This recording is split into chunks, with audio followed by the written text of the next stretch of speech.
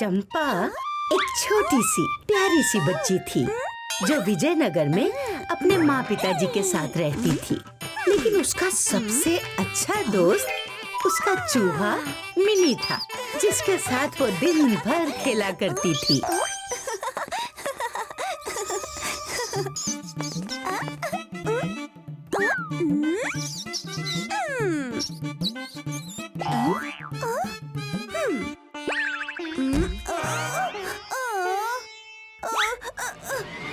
ठीक है मिनी, मत आओ, मैं तो तुम्हारे लिए चावल लाई थी।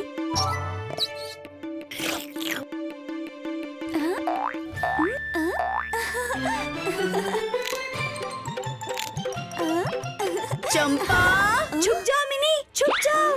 ओ चंपा, हो गया खिला के? अरे बस इसी को खिलाती रहोगी या घर में भी कुछ खाने का इंतजाम करोगी? जाओ और सूखी लकड़ियाँ ले आओ, तभी खाना बनेगा। मैं अब भी गई और अब भी आई। और हाँ, आज मैं और मिनी खीर खाएंगे।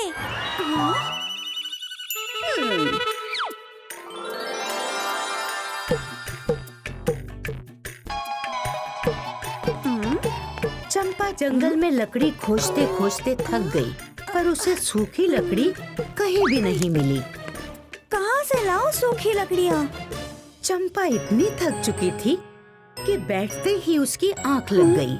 और फिर जो उसके साथ हुआ वो तो उसने कभी सोचा भी नहीं था। चंपा,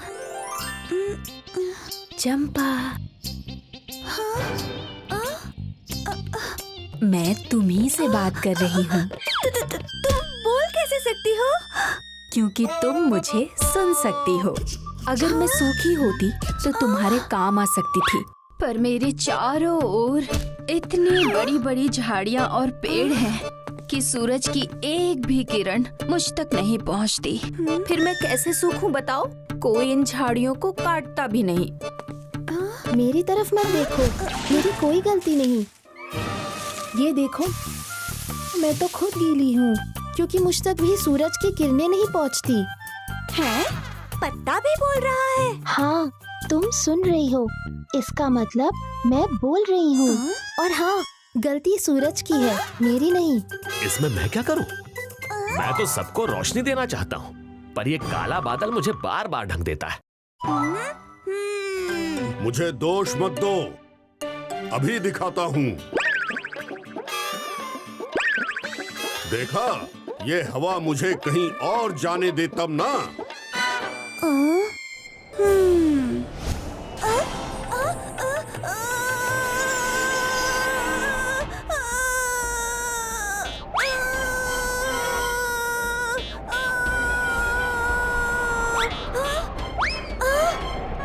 ओहो, अब इसमें मैं क्या करूं? सामने ये ऊंचा महल देख रहे हो? इसका द्वार तो हमेशा बंद ही रहता है।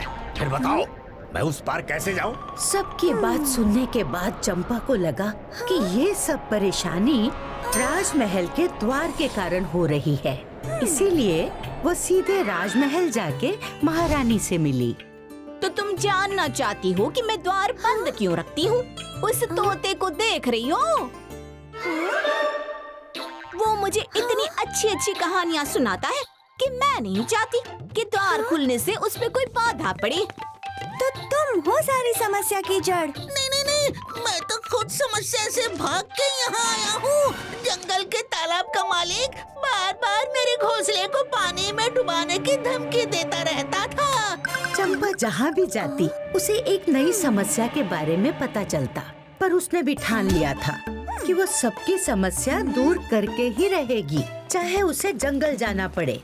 और ये सोच वो तोते के बताए पते पर पहुंच गई। तो तोता यहाँ रहता था, इसी तालाब से ये सारी समस्या शुरू हुई है।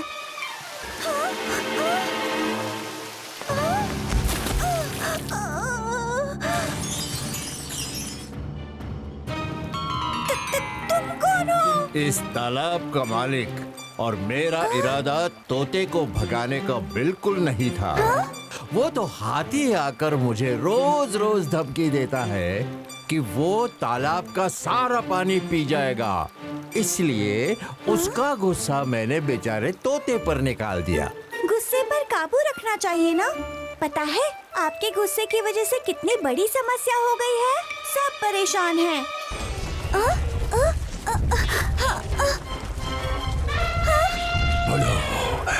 बोलो, डेफ्लू। आज तो मैं तुमसे अपना पीछा छुड़ा कर रहूंगा। रुको! आप इस तालाब का सारा पानी पी जाएंगे तो बाकी जानवर क्या पिएंगे? तो क्या करूं बताओ? ये सांप मेरे पूंछ पर बैठ के मुझे डसने की धमकी देता है। मैं तो बस अपने ऊपर पूरे तालाब का पानी डालकर इस सांप को पूंछ से बहाना चाहता हूँ, क्योंकि मेरी सूंड पूंछ तक नहीं पहुँच पाती है। हाथी राजा, आज सच बता ही देता हूँ, मैं तुम्हें डसने के लिए नहीं बल्कि गांव के कुम्हार से अपनी रक्षा करने के लिए तुम्हारी पूंछ में बैठा हूँ। मैं तो बस वहाँ उसके घर के चूहे को खाने जाता हूँ, पर मुझे देखते ही मुझे मारने दौड़ता है। चंपा को समझ ही नहीं आ रहा था कि वो करे तो क्या करे। सबकी अपनी समस्या है। पता नहीं कौन सच बोल रहा है और कौन झूठ। इसीलिए वो सच्चाई का पता लगाने के लिए कुम्हार के घर चली गई। उस सांप ने तो परेशान कर रखा है। जब भी आता है हमारी मटकियां तोड़ देता है। कितनी भी कोशिश करो लेकिन हाथ में नहीं आता। पर जिस दिन आ गया वो उसका आखिरी दिन होगा।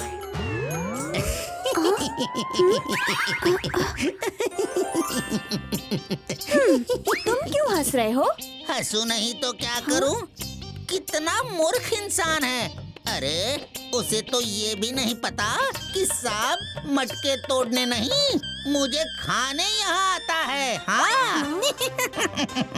मतलब? मैं तो यहाँ खाने की खोज में आता हूँ, बस 4 दाने चावल के लिए, और इसके बनाए हुए मटकों में रहने का भी इंतजाम हो जाता है। क्या? खोदा पहाड़ और निकला चूहा।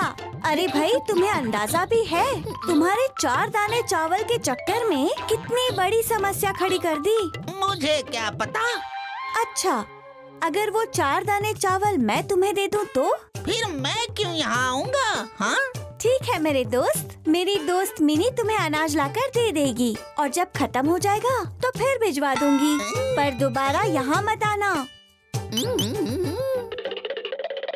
चंपा ने उस चूहे के लिए अनाज भेजना शुरू कर दिया और सब कुछ ठीक हो गया। चूहे को वहाँ ना पाकर सांप ने वहाँ आना बंद कर दिया। सांप के जाने से हाथी भी खुश हो गया और तालाब के मालिक को कभी भी परेशान न करने का वादा किया। चंपा ने ये खबर तोते तक पहुँचा दी और तोता वापस अपने घर आ गया। तोते के जाते ही महारानी ने अपने कमरे का दरवाजा खोला, जिससे हवा कमरे के आर पार बहने लगी।